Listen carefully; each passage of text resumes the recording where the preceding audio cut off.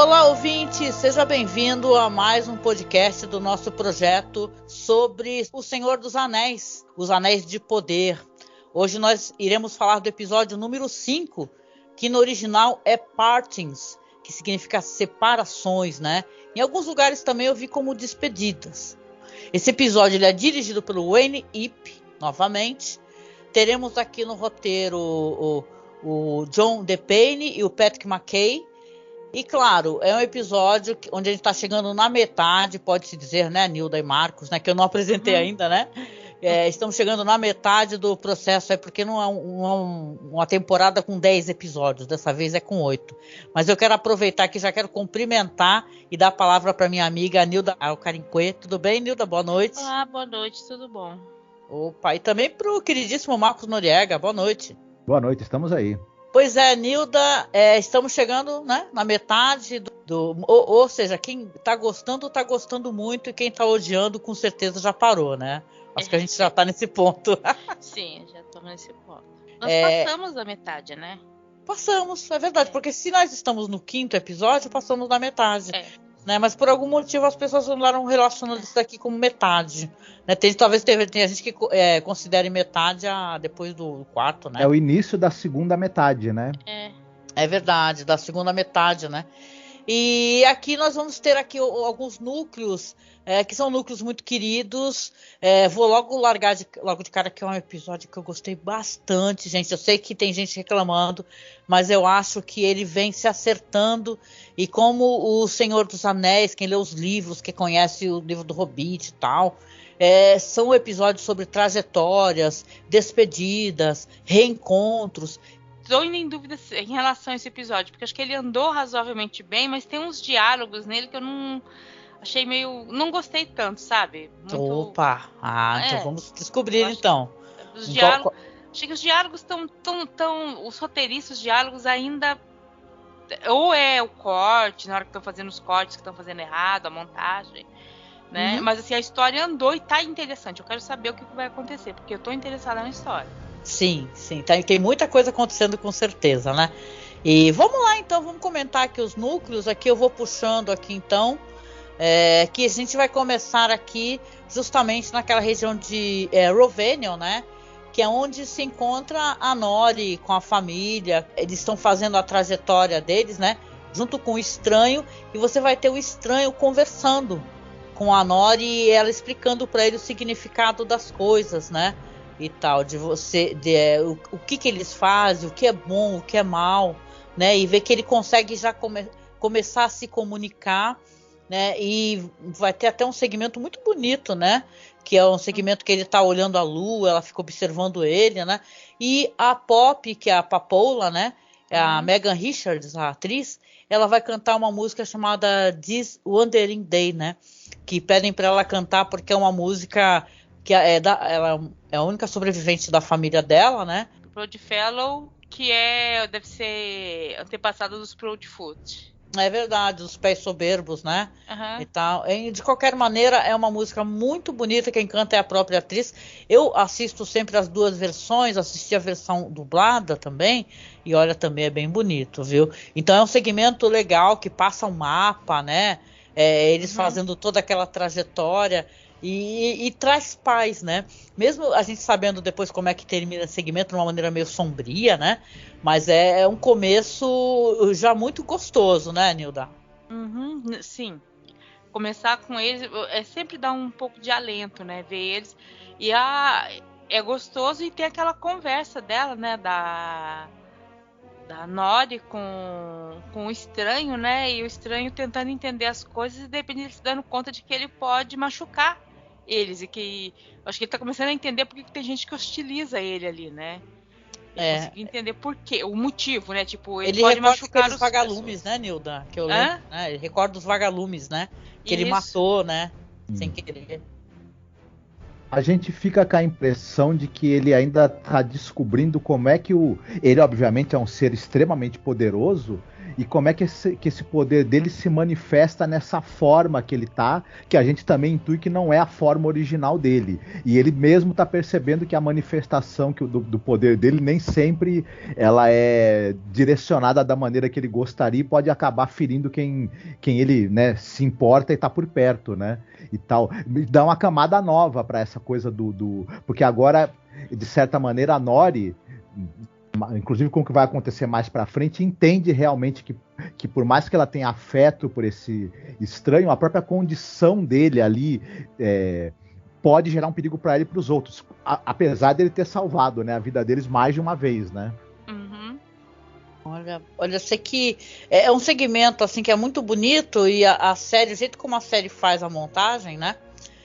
Talvez tenha ficado até interessante, porque ao mesmo tempo que você tem esse alívio, né, mostra, isso é clássico de filmes de aventura, né, de fantasia, né? Mostrar o mapa, né, deles andando por essa região e tal, eles estão atravessando para outra região, né? E aí quando você tem o pessoal rindo, a família e tudo, um brincando com o outro, falando que o outro ronca, né, e tal. Aí você vai ter a aparição de um personagem que trouxe muitas dúvidas, Nilda, que é o pessoal nomeou aqui como Dead Wheeler, né, que é o morador, né, o residente. Acho que a tradução é um negócio assim. E você tem esse personagem que aparece com outras pessoas, né, vestindo um manto branco, um capuz. Você subentende que ele não é um elfo, né? Não aparenta ser um elfo, né?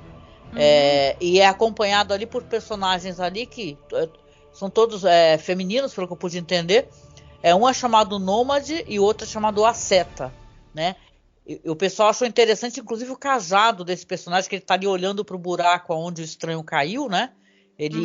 Acham que aquele cajado parece muito aquela onde aparece o olho de Sauron, sabe? Em Mordor, né? Que tem uma aparência, né? Tem uma referência, porque a primeira coisa que aparece é a cena de quando o estranho caiu. Aquilo ali relembra o olho, né, que tem no Senhor dos Anéis. Apesar do personagem, o estranho, não estar exatamente se comportando como se fosse malvado, mas ele tá todo... E tem esse pessoal desde que saíram nos trailers, o pessoal... Porque eles parecem assim, parece ser uma religião, né? Alguma coisa organizada nesse, né? Não sei se uma religião, mas pelo menos alguma seita, alguma coisa assim, alguma organização que tem ali. Né? E Sim. o que eles são? Não sei.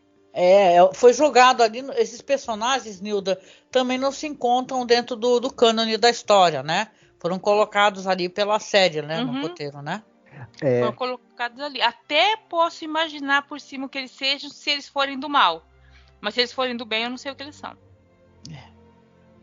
Ele tinha uma face bem do mal, né? O Dead Wheeler, né? O que tá olhando. Que é uma atriz, chamada Bridie Simpson, ela, né? O Nômade é Edith Pur e o Asceta é Kali Kopai, né? Mas diga, Marcos, perdão, diga lá. Logo depois que tem essa cena, a gente tem um corte direto para uma cena com o Eider. A gente intui, pela maneira como foi montado, de que há uma relação aí, e que esses personagens podem ser realmente maus. E é claro, se eles estiverem a serviço do Sauron, por exemplo, e esse ser aí que caiu não for o Sauron, é claro que a presença dele é algo que precisa ser verificado, né? Por seguidores do Sauron, porque, claro, pode influir aí nos planos que o Dito Cujo tem, né? De conquista, né? Esse novo jogador, digamos assim, essa presença não prevista, né? Não prevista. Porque ele é um ser de poder, de muito poder. Isso tá claro. O que ele vai fazer? A teoria dele ser o Gandalf tá cada vez ganhando mais força na internet, mas não é certeza ainda. Pode ser qualquer coisa, realmente. Algumas pessoas, perdão, Marcos, só para perguntar para a Nilda, algumas pessoas acham que, inclusive, porque a gente não comentou a cena, né? Que ele machuca a mão e tal, quando ele vai afastar uns animais, que é como se o corpo dele físico, ele não tivesse um corpo físico, e aquele corpo ele não tá conseguindo comportar, ele ser um invólucro suficiente para a força e para o poder daquele ser, né? Que é o estranho, né? Dá essa impressão que as pessoas tiveram dessa cena específica, né? Mas diga, Marcos, diga lá, por favor. Não, eu ia perguntar um negócio, mas eu esqueci, mas tudo bem, daqui a pouco eu lembro. Não, isso que você falou, Angélica, dele não estar acostumado, é dito que tanto o Gandalf como o Saruman, como o Radagast e os outros dois magos azuis que né, o Alatari falando, que eles são Maia, que foram mandados para lá, mas uma das condições é que eles tinham que habitar um corpo muito parecido com o corpo de um humano. E isso fazia o poder deles ser contido. Então eles não conseguem usar todo o poder deles sem machucar o próprio corpo, uma coisa assim. Tanto que por isso o Gandalf, a maior parte da magia dele é aquela magia mais sutil que ele tem, né? Porque ele não pode usar a magia de uma maneira muito intensa, que isso danifica o corpo físico dele. Não, e talvez por isso os magos, eu tô aqui, né, conjuminando na minha cabeça, eles tenham seus cajados de poder, né, as pedras, para transferir aquela força para um objeto que não é o corpo dele, que vai ferir o corpo dele, né? Interessante tem lógica essa. Que parece que a consciência dele também ainda não se adaptou totalmente. Ele não digo que ele não saiba quem ele é, mas ele parece que dentro desse invólucro que ele está humano, ele não está conseguindo acessar completamente as memórias, a consciência dele mesmo, né? Sim, mas aos poucos eu acho que ela está se clareando até pela relação dele com o exterior, né? Também. Que a gente tem que esquecer que ele está num outro invólucro e também ele está num outro ambiente também. Então essa relação com outro ambiente também pode ser muito desnorteadora, né, para ele. Com certeza. Né, e como você mesmo falou, né, Marcos? Porque a gente vai ter essa cena do elfo, né, o Eidar, né? Que ele tá ali ao sol e ele tá conversando ali com o orc, né? Sobre esse negócio, inclusive da sensação na pele, né? Ele fala que no corpo dele, logo mais, ele não vai conseguir sentir, não vai poder sentir o sol, né? Que vai, enquanto isso o outro tá testando, né? Até é uma cena muito perturbadora. Você vê que o orc coloca ali, ele tira, né, o tecido de cima e começa a queimar a pele dele, ele vai deixando por um certo tempo, depois ele até, só enquanto ele tá conversando. Mas aí você vê que ele, pelo que dá a entender, que ele tá mudando a aparência dele, né? E logo o corte da cena como ele é feito, isso é interessante. Que assim, as pessoas costumam colocar dicas, né, dependendo do corte, né? Se você tem personagens que você pode supor que são malvados, em seguida aparece um personagem que você vê que ele é um vilão, às vezes tem uma ligação, né? Então eu acho que realmente pode ter uma relação, né, Nilda? Sim, esse episódio tá cheio de cenas assim, que se não porque também podem ser cenas para enganar, mas você vai perceber que são coisas que são parecidas ou são assuntos afins, que aí também vai depender da decisão das pessoas irem para um lado ou para o outro, né? Que por exemplo, já a cena seguinte, que é a da Torre de Vigia, né? Sim. Que também tem a ver com o Haddad e tudo mais, com ir para um lado ou ir para o outro. Tá dentro do mesmo núcleo, né? Nilda, posso te fazer uma pergunta? Porque quando ele fala dessa questão de que em breve ele não vai mais sentir o orc se queima, né, com o contato com o sol, mas quando ele fala em breve eu não vou mais sentir isso, a gente também intui que ele pode estar se referindo a que a luz do sol vai se apagar. Tem algum evento na Segunda Era narrado em que isso teria acontecido e que ele pode estar fazendo referência? Não tem nada disso. Só no começo que eles falam das árvores, né, Nilda? Que as árvores eram a luz e a luz, o sol, isso, né? mas não tem nada sobre o sol se apagar, não. Provavelmente é porque ele é um elfo, provavelmente ele convive com os orcs há muito tempo, mas ele está se transformando. E uma coisa que ele fala que assim, que ele tira ali a coisa do orc, ele fala que ele queria que o orc sentisse o calor da maneira que ele sente, e não que queimasse a pele.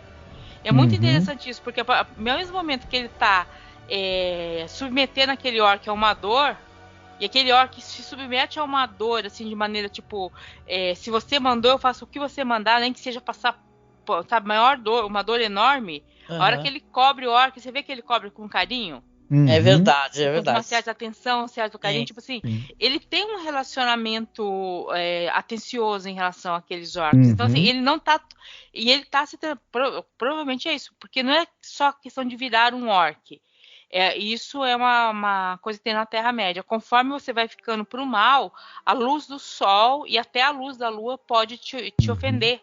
Começa a Entendi. entender. O Gollum tinha isso. O Gollum ficou tanto tempo com um anel que ele não suportava a luz do sol.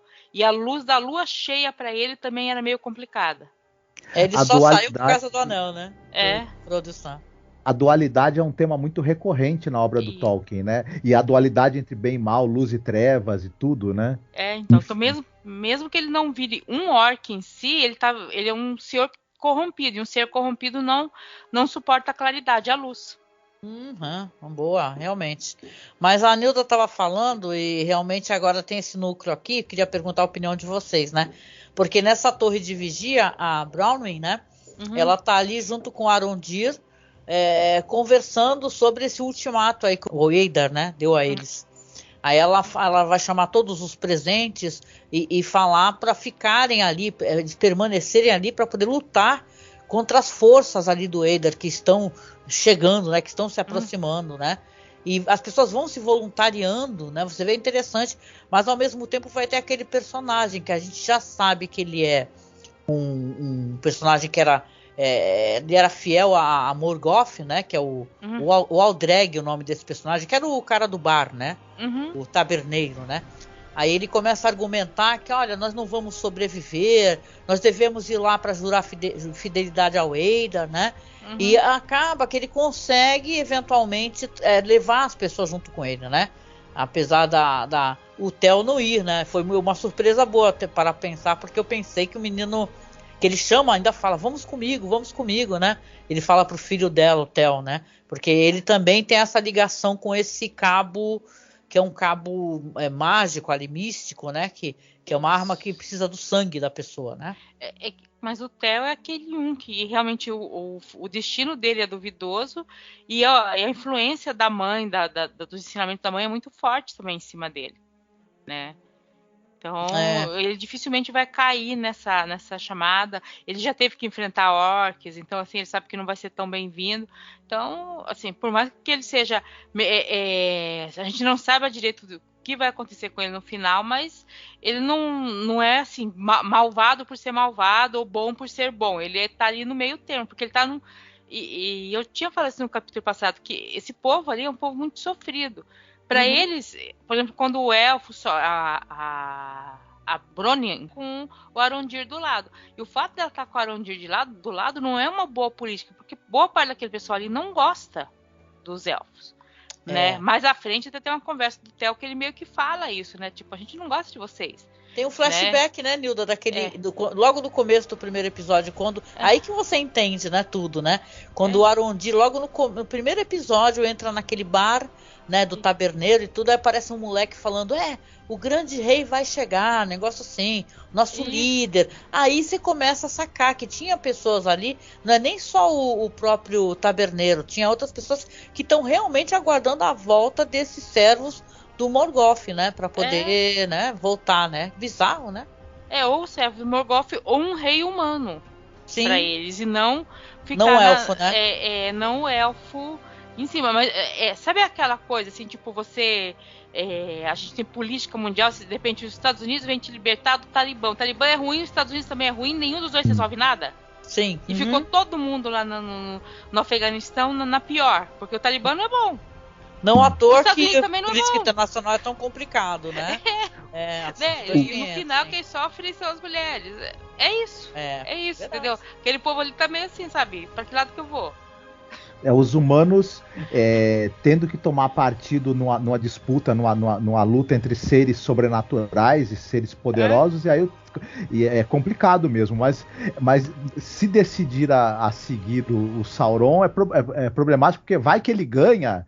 Aí ele chega pra você e fala, olha, vou te agradecer por você ter ficado do meu lado, eu vou te fundir com o orc pra te aprimorar, tá bom? Não precisa, obrigado. Que é isso que os ditadores fazem, né? É por isso que as pessoas odeiam política, né? Que fala de política, tem gente reclamando muito, viu, Nilda? Realmente do núcleo da política, já peguei essas reclamações no Twitter. Mas, gente, é assim, é você votar no cara que ele quer tirar a tua liberdade. Você é um político que trabalha dentro da democracia, mas você está defendendo um cara que quer destruir, dizimar a democracia. Então, numa ditadura, você não é mais político, não é? Você não tem direitos, na verdade. Então tem toda a relação. É estranho, né? É a pessoa, é a barata votando no chinelo, né?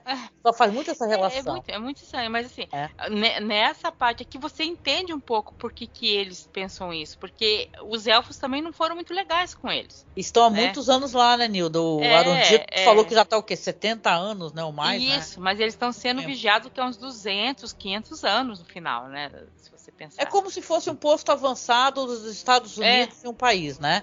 Exemplo, porque tem isso, né? Você tem Guantánamo, né? Por exemplo, né? É isso. Guantánamo fica onde, gente? Só para mim. Em Cuba, né? Então, você tem Guantánamo em Cuba, né? Você tem um posto avançado de outro país, no teu país, né? Então, a relação ali é complicada. E eu gosto que seja isso, porque não é tudo tão preto e branco. Então, por isso que no final, metade do povo vai para um lado, metade do povo fica ali. O tema do episódio meio que é esse, que essas divisões das quais do episódio fala, né? É a dificuldade de você, separações, é de você fazer uma escolha quando você não tem uma visão clara do quadro total, né?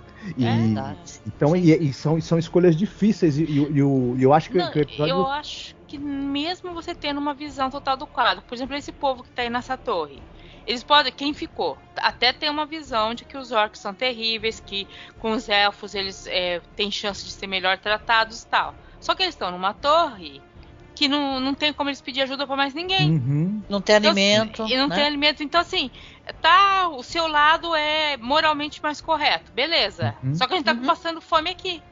Exatamente. Vamos vir aqui estuprar. É a barriga que manda, né? Tem que lembrar disso. Eles estão entre quem está pedindo cooperação e quem está exigindo submissão. Só que o cara que está exigindo submissão está do lado, né? Enquanto que o pessoal que está pedindo cooperação está bem mais longe. Então realmente é difícil, né? Vai demorar para chegar, né?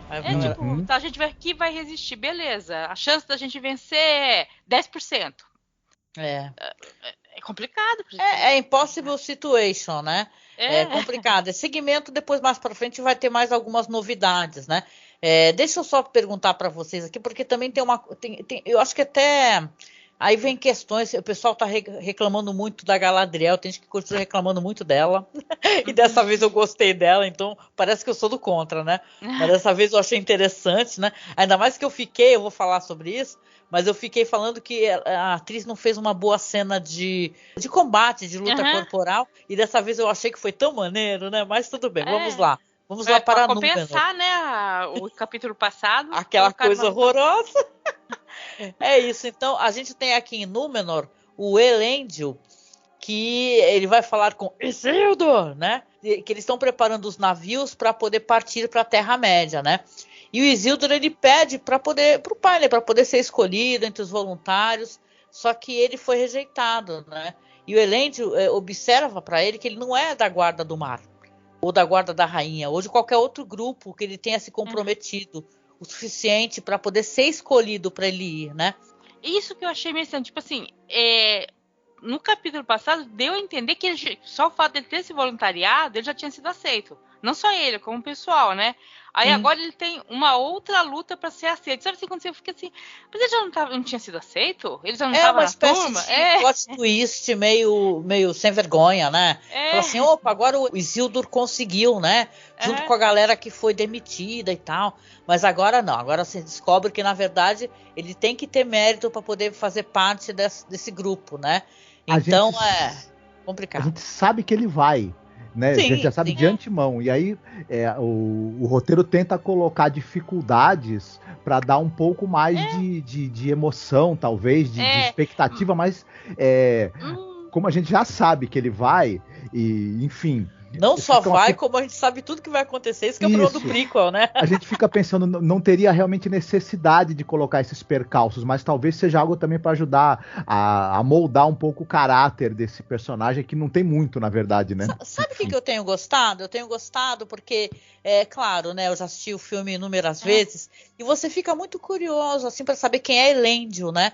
E eu tô feliz por estar conhecendo um pouco da personalidade, coisa que eu só podia imaginar, né? Muito mais do que conhecer mesmo, poder eu evocar mentalmente mesmo como é que é o Elendil, né? E ele é uma pessoa fascinante, esse personagem. Eu estou muito fascinada por ele, É sabe? o nosso jovem, né, da Terra-média. Ele é aquele pai que cobra o filho com mais rigor até do que ele cobraria os outros, né? Com a intenção de que o filho se torne alguém realmente de caráter, de força moral, mas Nunca pode muito também ter bom o isso, efeito né? meio Que sempre tem contrário, né? tem um efeito contrário, às É, vezes. Quando é muita pressão, né, Nilda? O Isso, filho muita não aguenta, pressão. não, é? O Isildur. E o que eu tô achando assim, um pouco estranho, porque tem o Isildur, tá? O Isildur é mencionado. Mas o Isildur tem um irmão que na primeira aparição, no terceiro episódio, que é quando tem. A gente é apresentado, né, a Númenor, é falado. O Elendil fala o nome do irmão mais velho dele e ninguém mais fala desse irmão dele. E esse irmão dele também vai para a Terra-média. Não agora, mas depois ele vai. Gente, é o Isildur e o Anarion. Anarion. E ele é super importante. Aquelas duas estátuas que tem do Senhor dos Anéis, que quando eles. Final do Senhor dos Anéis, que eles estão no rio, no primeiro filme, né? Uma é do Isildur, a outra é do Anarion. Porque um Gente, que ficou lindo. morando no sul e o outro foi ser rei do norte da Terra-média. Maravilhoso, né? Então, assim, eles não o Tolkien apareceram. gosta dessas histórias de irmãos que vão para cada um para um lado, né?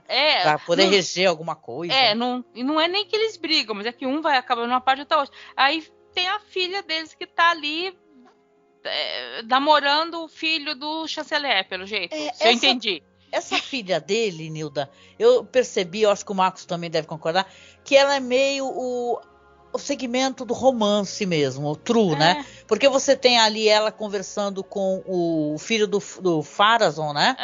E tal, ela vai conversar com o Kemen, que é o nome dele, né? Ela fica tentando encorajá-lo, né? E tal, para falar com o pai. A gente descobre que ele é o filho do Pharazôn, não sabia. Não tinha pego essa, né? E você tem. Depois isso vai descambar para uma coisa muito estranha, né? Mas aí você vai ter ali paralelamente o Halbrand. Como ferreiro, né? Que a Earien vai lá e fala com esse Kemen e tal. Que é estranho ele ser filho do Pharazôn por coisas que tem na história mais adiante, mas não sei como eles vão trabalhar isso.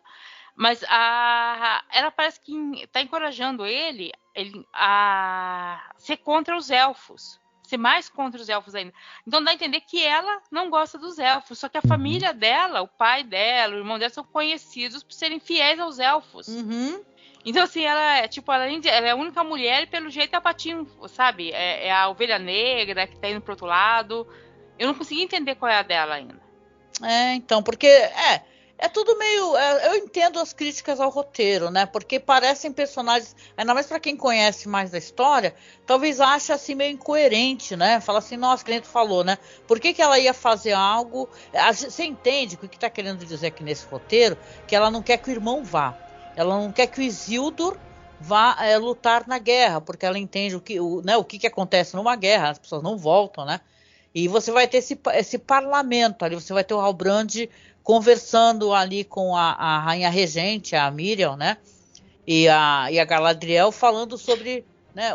Aconselhando, né? Sobre a progressão, onde o inimigo está atacando mais, né? E o Halbrand ele deixa bem claro, né? Que ele não está nada interessado em retornar para a Terra-média, né?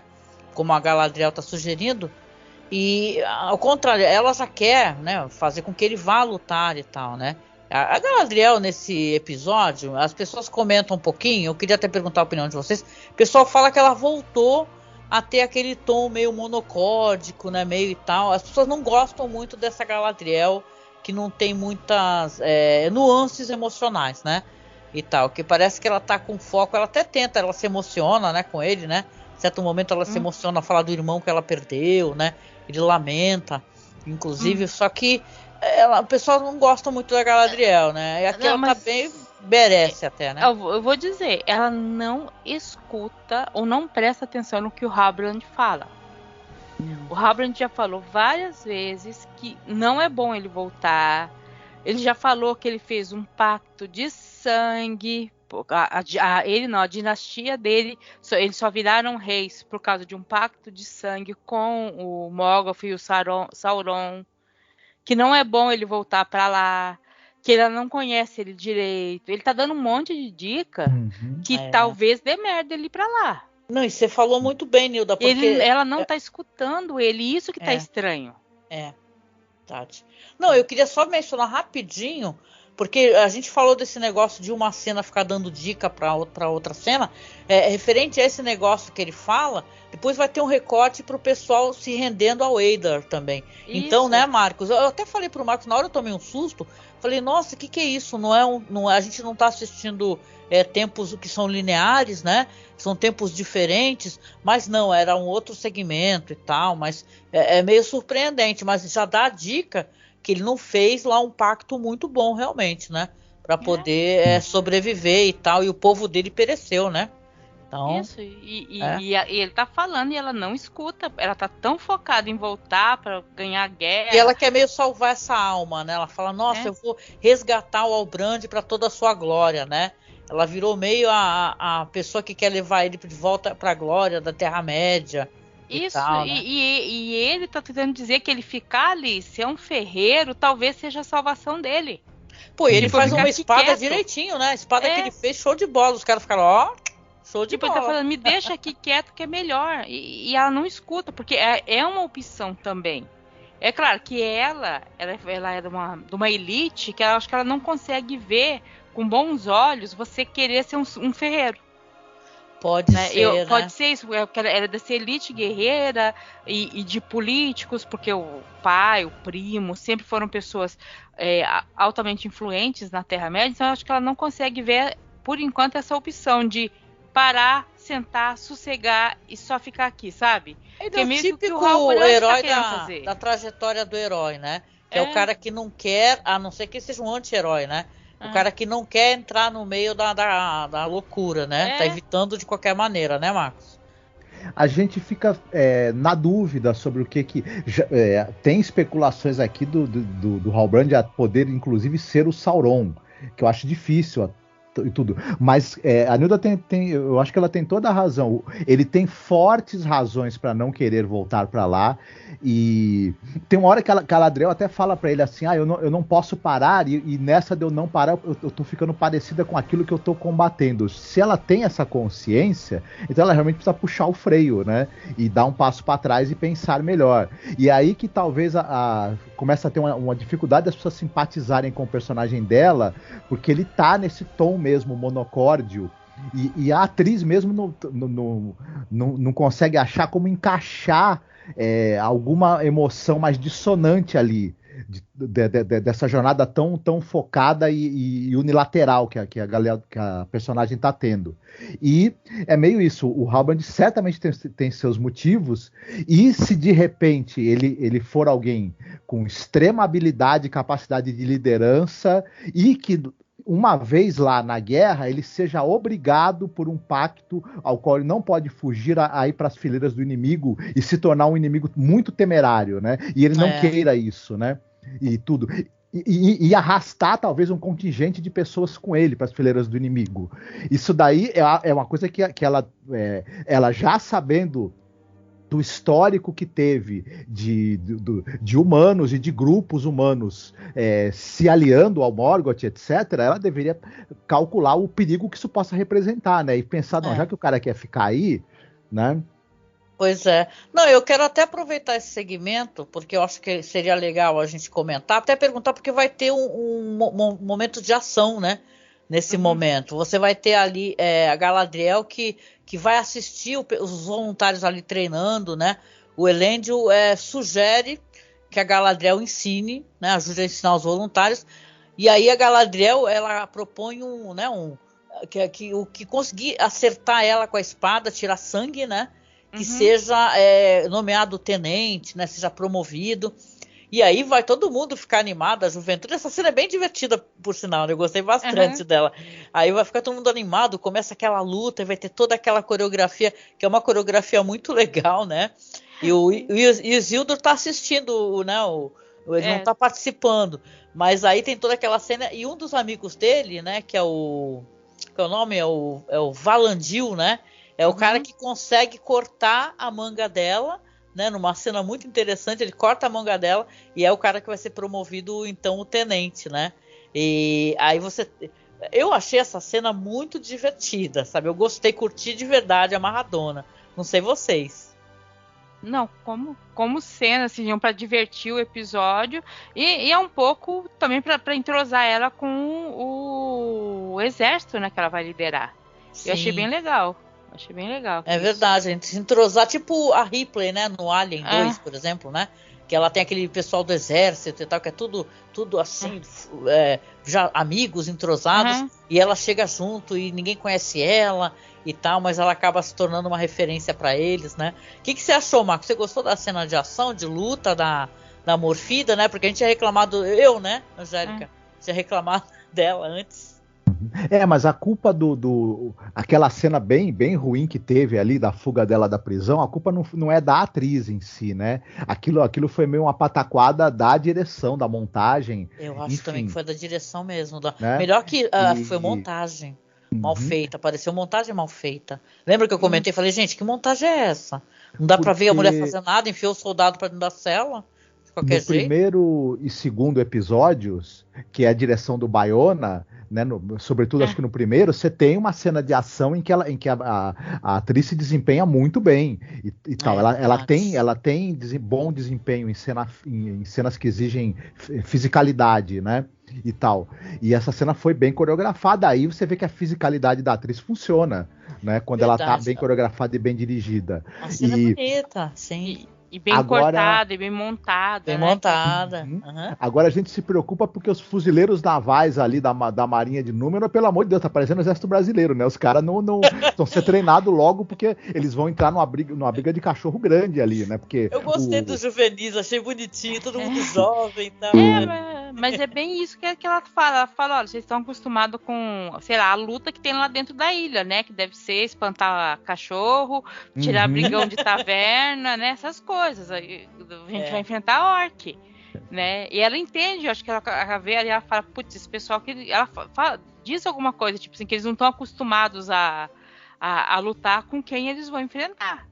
É verdade, a gente viu que não é fácil matar um orc, né? A gente mostra a Bron matando, né? Não é fácil, né? Sim. Nilda, a gente viu no Senhor dos Anéis, por exemplo, que os orcs eles tinham uma estrutura militar hierarquizada, altamente organizada e, assim, em termos militares também muito eficiente, em termos de invadir, dominar, destruir, tomar posições. Nessa época, os orcs já tinham... já existiam há tempo suficiente, já tiveram tempo para ter essa estrutura militar tão bem organizada que a gente viu mais para frente, ou não? Eles ainda eram mais desorganizados? Os orcs são seres criados pelo Morgoth, né? O Morgoth corrompe elfos e humanos e os transforma em orcs. Aí ele foi criando essa raça específica. E assim...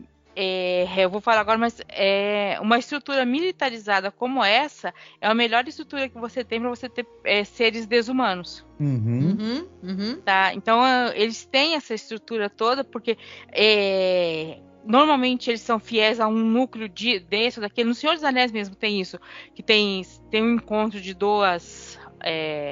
quando sequestram o Pippin e o Merry, no livro, são os que vêm de Mordor e os que vêm de Sauron. E eles vivem brigando, porque cada um obedece o comandante com o qual eles foram criados. Sim. Né, para qual eles foram orientados, tal, que é bem essa estrutura militar. E para eles serem desumanos desse jeito, e isso é interessante Tolkien colocar isso, para eles terem essa estrutura desumana de matar, tudo mais, a estrutura militar é a melhor estrutura que existe. Porque eu mando, você obedece, eu mando você tirar se queimar no sol e você vai se queimar no sol, entendeu? É isso. Eles usam até essa coisa do Blitzkrieg, né, da Guerra Relâmpago, eles têm muito disso, né? Pelo menos no Senhor dos Anéis a gente vê, né? Depois, quando precisa, eles fazem cerco também, né? É isso, mas eles têm toda uma estrutura militar e para seres desumanos a estrutura militar é excelente.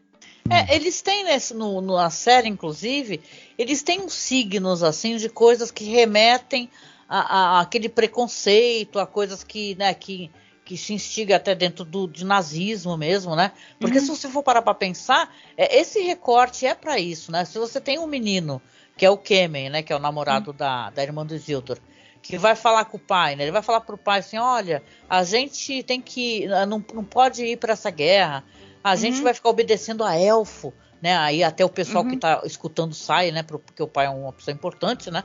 Aí o Farazôn fala, olha, o Halbrand, ele fala que vai fazer o que a rainha mandar, e que dá a entender que, na verdade, que a longo prazo, né? O Farazôn, ele tem ali os planos dele, né? Para essa questão da rainha regente, que ele tem intenção de derrubar, né? A rainha regente. Fica meio claro para mim, né? É que tem umas coisas que às vezes a gente não se toca na sociedade. Quando a gente fala de nazismo e fascismo, mas independente disso, o preconceito, essa coisa de superioridade racial não é exclusivo dessas duas ideologias. Essas foram as ideologias que levaram isso mais ao pé da letra e que criaram maneiras de exterminar quem eles eram inferiores, que eles achavam inferiores. Sim. Mas você tem muitos países por aí que até hoje consideram o outro povo inferior. Dentro do Brasil países, mesmo nós temos isso, né? Não, quem acha que o outro é inferior. Se você pensar nos povos originários, e eu gosto de falar porque a gente estuda cinema, né? E cultura acaba estudando um pouco de política nesse babado, né? E a gente quando fala, por exemplo, gravamos sobre terror e falamos sobre os povos originários. Então a gente conversou, né, Marcos, né? Quando falamos de Austrália, falamos da eliminação dos povos originários lá e o que tinha relação no audiovisual, né? Que mostrava a Inglaterra dizimando, né, esses povos originários. Então, realmente, concordo muito contigo, né? São relações meio óbvias, Nilda, que a gente fala de nazismo e de fascismo, mas, na verdade, o que aconteceu e acontece diariamente com os índios e os povos originários no geral é uma maneira de exterminar que não acabou, que não parou, continua, permanece e, pior, saiu das manchetes de jornais, né? É uma maneira socialmente aceita, né? É terrível. Você vê o vice-presidente do Brasil falar que tem ascendência indígena, falar, olha como eu sou feio, mas olha como meu neto é bonito, é o embranquecimento da raça. Ele usar essa frase. A pessoa falou isso, tu vê que a gente tá muito amortecido, né? Que a pessoa fala uma aberração dessa e não toma uma pedrada na cabeça, uma bola de papel, né? Mas falar que a gente tá promovendo a violência. Isso normal. E na obra do Tolkien tem essa coisa dos senhores das trevas, da escuridão, eles terem essa coisa, primeiro que eles são eugenistas e eles fazem experiências genéticas como determinados governos, né? Fizeram, tipo, né? Uruk-hai, né? Sim. Saruman. E essa coisa fascista de querer não se integrar ao mundo, mas fazer o mundo ficar do jeito que você deseja através da força e querer nivelar todo mundo, né? Há uma igualdade de pensamento e uma servidão, né? Então é interessante também como tem essa coisa embora a gente sabe que o Tolkien não gostava muito de que ficasse fazendo esses paralelos, né, e tudo, mas tem uma clara obra vira do povo, fascista, né? Digamos, nas trevas e nos vilões e no mal, como ele identifica, né? Para você ver como que as analogias, aquilo que eu falei no primeiro episódio, ele não gosta das analogias que ficam presas em uma coisa só. Sim. Né? Mas a gente está falando, estão fazendo uma adaptação em cima da obra dele, que nem é original dele, mas em cima das obras dele. Nós estamos conseguindo achar tudo isso e relacionar com coisas de 2022. Sim. Né? E na época que foi publicado, eles relacionaram com coisa da década de 40, 50, 60, 70. Por quê? Porque esse tema universal, que é o preconceito, é a ditadura, é você querer impor seu desejo ao outro, é você não escutar o outro, você não ver as diferenças, né? É isso que é a crítica maior das pessoas, né, Nilda? A de assistir DC, Senhor dos Anéis, e não entender essas analogias de maneira correta, e tipo assim, continuar sendo fascistoide no dia a dia. Entendeu? Você tá um puro orc, Morgoth na vida, e continua fingindo, né? Tampando só com a peneira. Isso. Mas é isso, né? Nosso momento que a gente tem que fazer essas relações, né? Mas eu até quero aproveitar que tudo que vai acontecer dessas coisas de Númenor, né? Que eu vou deixar o final lá para os finais. Mas esse discurso, esse diálogo que o Kemen tem com o pai dele, o Pharazôn dando a entender ali que na verdade ele tem planos, né? Que ele é meio golpista. Você tem a rainha regente que ela vai falar com o pai, que tem um diálogo muito bonito, né? O pai dela é o Tar Palantir, né? O nome do pai. Tar Palantir. Aí tá falando dos planos de expedição e ela toda contente, né? Aí ele fala para ela: não, filha, não vá, porque para a Terra-média só existe, né, a tristeza e a morte, né? E tal. Ele dá aquele aviso bem sério. Né? Escuridão, né? Ele fala assim. E ela toda contente, achando que ele ia ficar feliz, porque ele era uma pessoa a favor dos elfos e tal, de entrar nessas jornadas todas. Só que ele recupera a lucidez, né? E tal, e fala para ela: não vá, né? Só que ela já tem intenção de ir de qualquer maneira, né? E ele tem algumas visões, né? Isso fica claro que ele tem visões. Esse personagem é muito interessante e toda a cena, sabe, a série, ela mostra pra gente claramente que tem muito dinheiro envolvido, né? Chega a ser chocante, porque você vê os barcos, são barcos que são estruturas construídas, você tem a sala que ela tá, é inacreditável com o pai, a sala, sabe, você fala, gente... Pelo amor de Deus, objetos de cena, no momento que eles estão lutando, que tem aqueles monte de potinhos, sabe? Tudo aquilo é muita coisa envolvida, né? E engraçado que na série tem até muito mais grana, óbvio, né? Do que foi feito ali para os filmes do Peter Jackson, né? Sim. A série é caríssima. A série é caríssima. Por isso que às vezes a gente vê uns deslizes de roteiro, a gente torce para que isso se emende mais lá na frente, que não seja deslize, entendeu? Porque eu não quero acreditar que eles gastaram uma fortuna nessa série e não cuidaram do roteiro o suficiente, ou dos diálogos o suficiente. Mas exatamente. Temos, né, tá? A gente quer poder comprar o DVD, né, Nilda? O Blu-ray tem mais um para coleção, né? Porque eu acho esses diálogos da Galadriel tentando convencer lá, muito... o Halbrand... Parece assim um discurso quase que de coxa, sabe? Um discurso muito, eu acho meio raso o discurso dela em relação para ele, né? Sim.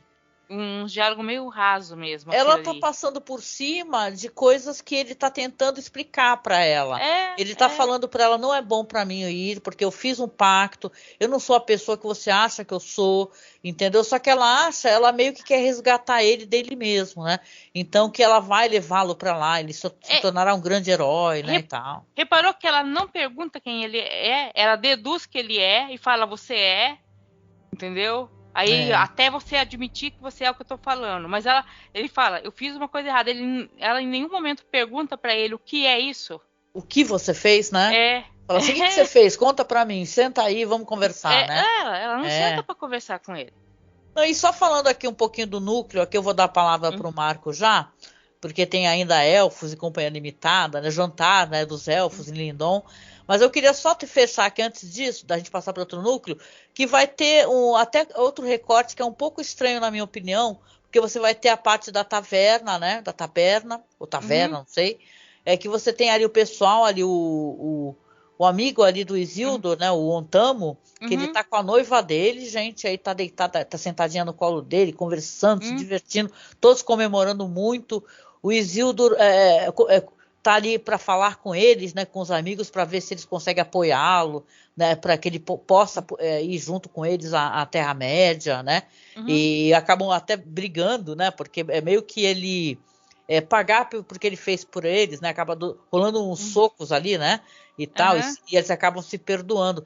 Mas estranha, essa cena é uma cena legal, bonita, interessante, deles fazendo as pazes, mas aí a cena que vem em seguida, ela ficou para mim um pouco estranha, mal explicada e um tanto quanto deslocada, né? Porque até porque eu não sei a quantidade do poderio naval de Númenor, porque você vai ter o Kemen, que é o filho do Pharazôn, vai tentar queimar os navios, vai conseguir, O Kemen vai queimar os navios, Tomi até... O Kemen quer queimar, só que vê que o Isildur tá lá. O Isildur ia de clandestino, cara.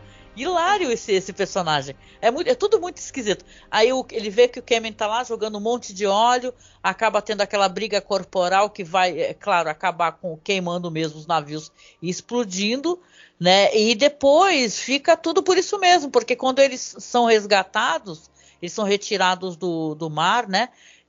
Fala assim, não, eu tentei salvar porque começou a vazar. Então fica tudo muito mal explicado. Eu entendo o que você está querendo dizer em relação ao roteiro mesmo, Nilda, porque é estranha essa cena. Para mim isso aí ficou um pouco mal explicado. Não, os dois são resgatados, aí acho que ele fala alguma coisa, tipo, a gente estava num barco pequeno. E fica por isso mesmo, tipo, nós não sabemos quem foi lá botar fogo. Aí tipo, mas por que aqueles dois que estavam num barco pequeno ali, sabe? Dizem que estavam num barco pequeno. É muito estranho, tipo, né? Ninguém foi atrás para investigar, ou eles acham que não vale a pena investigar, ou não vai dar tempo, não sei. Mas assim, ó, é uma cena muito estranha, porque o Cayman cai na escada lá, bate a cabeça, ele vai lá resgatar o cara, sabe? Ficou bem estranha a cena. Ficou estranha. A gente entende que foram 2 barcos que explodiram, né, Marcos? Mas eu acho, para mim ficou estranho. Fiquei, nossa, como é que é? Não vai fazer falta? Já não tinha um contingente de pessoas para poder estar nesses barcos, né? É o tipo de coisa que eles colocam em roteiro, e aí eu concordo com vocês demais. Que você vê que é um plot twist, é um gancho para ser um diálogo de um próximo episódio. Só que isso fica mal jogado para o espectador, né? Isso também é um vício de roteiro. As pessoas fazem isso. Fizeram isso recentemente com House of the Dragon, as pessoas fazem isso. Né? Porque agora que você tava lá no meio, agora que tem menos navio, você vai. Aí ele é aceito. É verdade. Numa cena suspeita. Tipo, o que você tá fazendo lá no meio do mar? É uma cena bonita e tudo no final, mas é complicado. Ele fala, nossa, gente, peraí, né? Não vai ter uma investigação mínima, né? De como é que estavam vazando esses barris com óleo, né? Estranho, né, Marco? Tudo volta para exatamente como estava antes do cara ser encontrado lá tentando queimar o navio. Porque você queima o navio, mas eles vão do mesmo jeito, tem outros navios para substituir. Ele descobre o cara ali tentando, né, sabotar, mas não entrega o cara, porque você poderia criar um conflito do tipo, poxa, se eu entregar esse cara, eu posso acabar perdendo, né, o amor da minha irmã, por exemplo, né, ela ficar, enfim, podia ter um, ou então algo assim, se eu não entrego o cara, os caras vão achar que fui eu e vão querer me executar, como poderia ter um outro tipo de conflito que levasse algum peso dramático a mais. Ou Concordo. A perda desse navio ter um peso mais grave para prejudicar a ida deles para lá com um contingente menor, enfim, ele trazer alguma consequência. Como não trouxe, eu concordo com vocês, fica um pouco a gente querendo entender o propósito dessa cena, além do propósito de a gente ficar sabendo um pouco mais do que o Pharazôn é capaz de fazer ou de influenciar a ser feito, né? Uhum. Para conseguir os propósitos dele. Talvez seja uma escalada de coisas que ele pretenda fazer cada vez piores e mais abertamente de sabotagem contra a rainha, né? Não, e sabe, Nilda e Marcos, é assim, um personagem, e isso é básico de histórias de fantasia e tal, que seja de terror, né? Se nada pode tocá-lo e ele não sofre consequências do que ele faz, começa a ficar desinteressante para o espectador. Porque se um personagem, que nem o cara, o Kellen aí, né? O Kellen, eu tô chamando de Kellen. Cayman. O filho Kennen, né? O Cayman, ó, pronto. O filho do Pharazôn. Ele toca fogo no negócio, porque a namorada sugeriu que ele deveria impor a visão dele, que na verdade ele tem que impedir de qualquer maneira que saiam esses barcos. Isso é uma atitude burra, né? Esse personagem não parece ser um personagem burro pra gente. Parece ser um personagem sensível, inteligente, né? Então é estranho, né? Se as coisas não têm consequências, e se esses personagens não vão receber as consequências dos seus atos, né, você fica pensando, falando, ó, pra onde esse roteiro tá querendo ir, né? Mas é o tal negócio. Eu aprendi também ao mesmo tempo a ter a paciência de esperar para ver o que eles vão fazer, né? Então a impressão que eu tenho que isso aí foi meio jogado, e mais para frente eles realmente vão voltar a isso, né? Vamos ver o que vai dar. Se eu não me engano, depois disso tem uma fala, porque tá acontecendo tudo isso, mas o pessoal que se opõe à ida do pessoal lá tá ativo, tá fazendo discurso em praça, tem um monte de coisa assim. Uhum. E esse incêndio, o Pharazôn diz, então não é melhor, já que tá tendo oposição, gente que foi lá colocar fogo, não é melhor você não fazer essas, sabe, cancelar a saída e tal, né? Então, talvez sirva mais tarde para alguma coisa desse tipo, mas né? Não, e o cara foi convencido, né? O Albrand, ele foi convencido até que facilmente. Numa cena muito estranha, né, Nilda? Já te dou a palavra, Marcos. Aquele negócio dela ir falar com ele, tem todo esse diálogo. Aí ele arranca o colar, né? Que tem aquele símbolo, né? Aí depois, do nada, é uma cena bem rápida. Aparece ele saindo, aí rapidinho aparece alguém pegando de novo. Eu fiquei com a impressão, até brinquei com o Marcos. Gente, será que algum bicho pegou? Um cachorro passou e levou? O Marcos. Não, eu achei interessante o que o Farazon ele meio que dá a entender o seguinte, ó, se ela não for, eu vou continuar trabalhando aqui para minar o poder dela. Se ela for, eu vou ter ambições ainda maiores estando lá do outro lado. Só aviso que esse cara é o Demo. Sim, não é impressão de que ele é golpista, não, gente. Ele é. Não sei em qual temporada ele vai dar golpe, mas ele vai dar sim. Ele é primo dela mesmo, né? Ele é primo dela e ele vai dar golpe sim, tá? Agora, provavelmente não nessa temporada, mas uma hora ele vai dar golpe sim, gente. Ele não tem toda essa ambiguidade aí à toa. É verdade. Anda logo, gente. O arvoredo não vai migrar até nós. Ajudaria se você cantasse a canção da caminhada da sua mãe. É isso aí, Papoula solta a voz. Isso vai nos animar um pouquinho. Por trás das montanhas, o sol vai deitar. A luz desta torre não é mais meu lar. Eu acendo a fogueira e durmo no chão, trocando abrigo pela vastidão. Ouço o chamado de terras além, que revelam as trilhas dos dias que vêm. E eu sigo vagando nos dias que vêm. Tão pouca comida e água pra mim. O corpo diz não, mas a trilha diz sim. Eu sou tão pequena na imensidão que o único alento vem de uma canção. Sinto o chamado de terras além. Procurem guiar-me nos dias que vêm. Prometam ajudar-me com os dias que vêm. Enfrento a aventura com este refrão. Nem todos que vagam perdidos estão. Não importa a tristeza, nem a solidão. Nem todos que vagam perdidos estão. Então vamos lá para o núcleo ali dos pés peludos, dos hobbits. A gente vai ter a Malva, que é a esposa do Sadok Burrows, né? Ela tá conversando com ele, falando sobre algumas questões que até me deixaram apreensiva com essa personagem, que ela fala assim, ó, os Brandfoots lá, os Ratfoots, pés peludos, acabaram segurando a gente, nos atrasando.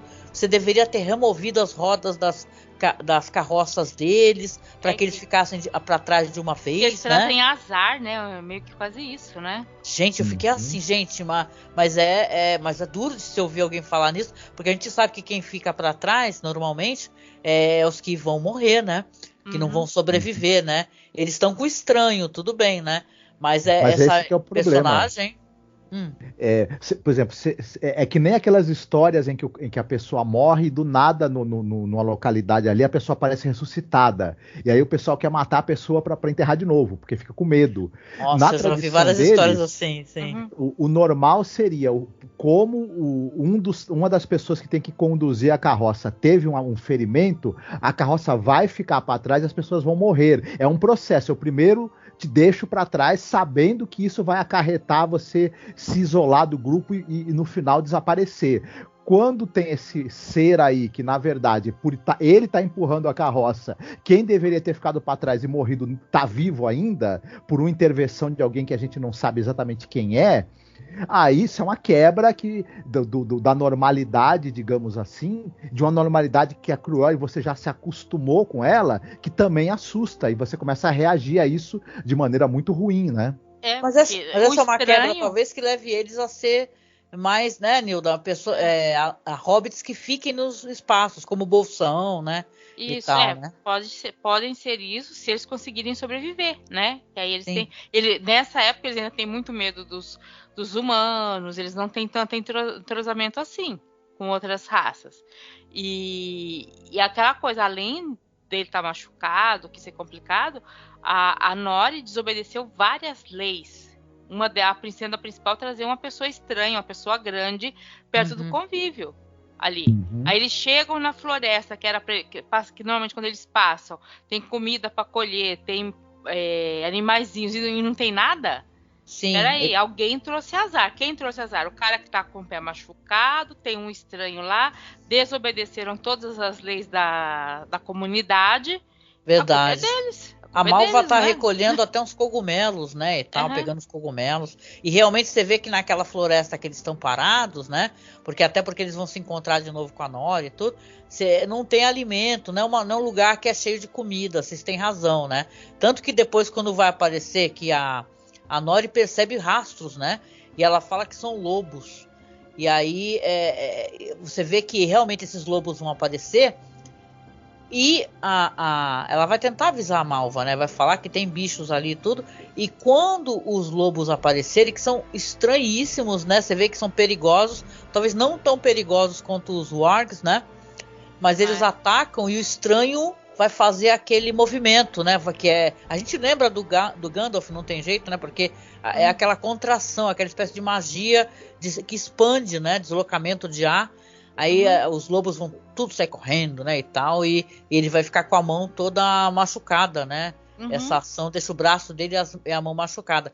E você vê que ao mesmo tempo que a Nori tá muito feliz e vai contar para ele, quando a cena vai se complementar, que ele tá lá com a mão numa espécie de local com água, assim, que ele tá fazendo a água ficar gelada, né?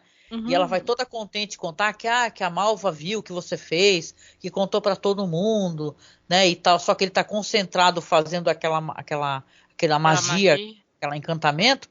Eu fiquei desesperada mesmo com essa cena, porque na hora que ela segura e a mãozinha dela vai congelando, e você sabe o que acontece com corpos que congelam, eles quebram, né? Eu pensei já numa tragédia. Eu falei, meu Deus, a menina vai puxar o braço e vai quebrar, né? E ela vai perder a mão e tudo, né?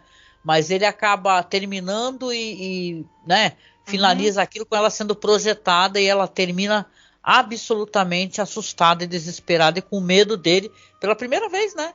Que ela tem medo dele e realmente fala, nossa, ele realmente pode ser perigoso.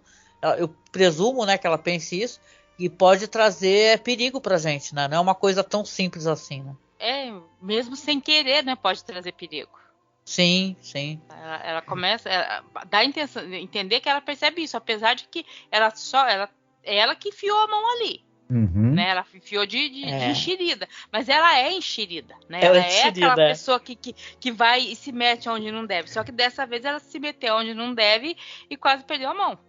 Isso é que ele falou no início do episódio. Eu posso ser um perigo, né? Ele já deu a letra aqui, ó. Não fique aí muito perto de mim certas horas, não, que a coisa pode ficar ruim. Ele tá tentando compreender se ele é mal, né?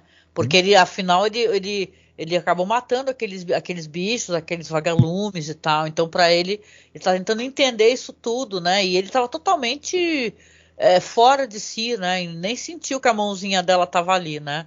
Mas esse segmento me deixou com uma pergunta também na cabeça sobre os lobos, né? Que eles são meio lobo, meio javali, meio, né? Javalobo ou loboli. Eu queria saber, será que se caçar um lobo desse, ele fornece bacon? É o Pumba. Olha, não sei. Se tiver bastante gordura, e bacon é isso, né? A gordura. Então, É um lobo diferentão, né? Pareceu meio Pumba também, achei, né? Então, né? que teoricamente né, são animais meio fantásticos. Esses lobos seriam aparentados dos wargs, né? Que são aqueles outros mais ferozes, mas não são wargs ainda. E é um pouco assim, como esse período equivale a um período muito, muito antigo. Para o Tolkien seria assim, uma época muito, muito antiga da Terra, os animais ainda não são idênticos aos animais de hoje. Aham. Tá? Sim. Tem animais parecidos, mas não são idênticos. São parecidos, lembram, são uma evolução, sabe? Os que tem hoje são uma evolução dos animais daquela época. Eu tenho uma crítica assim, mas é mais uma coisa minha, né? Eu tenho uma impressão, mas não é só, é interessante porque eu estou gravando sobre as duas séries, né? Uhum. Tanto sobre Rings of Power como House of the Dragon, né? E eu tenho a impressão, como são séries que são prequel, né? Curiosamente são séries que são prequels, House of the Dragon passa mais de 300 anos no passado, aqui também é muito antigo, né? Veja bem, antes das guerras do Senhor dos Anéis, né? A única sensação que eu tenho, isso é uma pergunta honesta, né? Uma questão honesta, por que a tecnologia que envolve essas histórias, ela pouco se alterou. Porque assim, se você vê na história mesmo, tanto copos, garfos, é o mesmo processo de você se alimentar ou de você limpar o alimento. E sabe, coisas que envolvem o aprendizado humano vai se alterando. Então, o que acontece na era do ferro é uma coisa, na era do bronze é outra, você entende? Então, é só essas dúvidas que eu tenho, que eu acho que isso é uma coisa que claro, que ele está falando do universo que não existe, né? É um universo mágico, fantástico, né? Mas House of the Dragon é muito inspirado, obviamente, ao medieval, né? Então é estranho, é como se você pegasse algo que se ocorreu 300 anos antes do evento da Guerra das Rosas, exemplo, sabe? Aonde as armaduras têm um formato, os elmos também. Então é nisso que eu acho que os showrunners, a sensação que eu tenho, e também um pouquinho com Lord of the Rings, né? Parece que não alterou, ficou um pouco a impressão. No Lord of the Rings, no terceiro, no Senhor dos Anéis, muitas partes é dito que se perdeu muita tecnologia. Pelas guerras, pelas mudanças nos reinos, porque os elfos estão indo embora. Então muita tecnologia se perdeu. Você mantém muita uma explicação. Coisa e muita tecnologia se perdeu. Então assim, aquelas espadas que brilham, né, que eles têm. Eles não têm mais a tecnologia para fabricar aquelas espadas. Só as espadas antigas é que brilham quando tem orcs ou seres do mal por perto. As novas não brilham. Por isso que elas são grandes artefatos importantes, né? E são presentes importantes, né? O próprio Mífero que vai aparecer em Senhor dos Anéis, né? Que o Frodo ganha, sim. Essa coisa das espadinhas que brilham, a tecnologia que era dos elfos, que elfos que foram embora, então ela se perdeu. Os que estão ali não fazem mais aquilo, não sabem mais fazer aquilo. Alguns elfos ainda sabem fazer. E aí ele fala, por exemplo, que o Frodo, o Sam, os hobbits acham que os elfos são mágicos. E os elfos falam, não, isso é só tecnologia que vocês não conhecem. Exatamente, não tem magia. Não é tecnologia. Fala, não é magia, é tecnologia, né? Mas é uma tecnologia que eles não conhecem. Então, para eles consideram mágico. Interessante. Obrigada por explicar, porque eu tava com essa dúvida, isso às vezes me angustia. Eu fico pensando, por que os elmos não se alteram? Porque a gente sabe que se altera. Não adianta se querer empurrar para o público, você falar, porque aí fica um medievo, algo inspirado no medievo, mal construído, né? E é isso. Não, e é interessante que quando a gente vê até a cenografia da série, ela evoca, em Númenor, por exemplo, ela evoca alguma coisa de fenício, mas alguma coisa de romano também, e dá pra gente imaginar que talvez depois, quando teve a Era dos Homens, eles voltaram a uma certa selvageria e atraso, mas depois, quando construíram seus reinos, trouxeram depois alguma coisa, né, do que ficou, né, de aprendizado, né?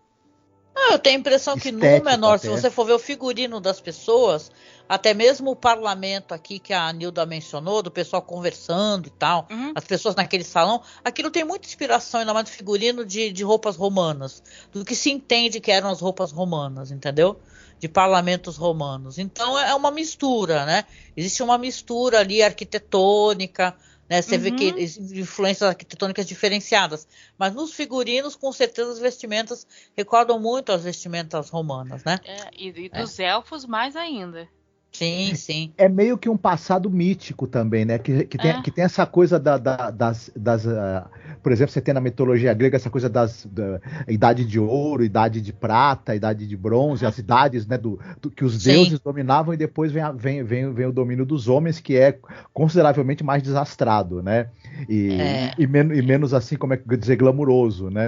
Agora eu falando que eu sempre escuto historiadores, a gente tem a mania de achar que o conhecimento ele vai se acumulando e não se perde. E não, muito conhecimento se perde. Então, isso do acúmulo do conhecimento só existe no mundo ideal. Mas a partir do momento que você tem guerra, você tem conflitos, tem coisas que você perde, algumas ideias você perde. E algumas coisas que,